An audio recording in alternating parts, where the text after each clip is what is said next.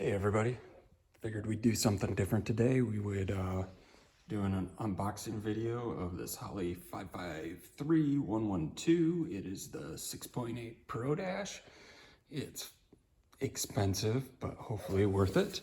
I ended up ordering it from Summit Racing because they had it in stock and I don't want to be stuck without it forever.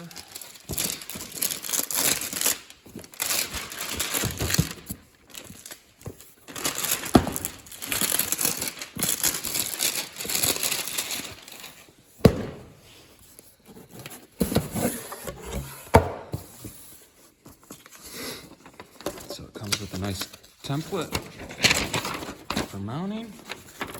That's pretty cool. We got a quick start guide. Everybody just throws those off to the side and doesn't read them. We're not going to do that. We will read them.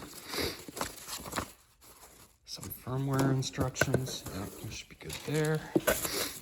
And there it is. This thing's pretty badass.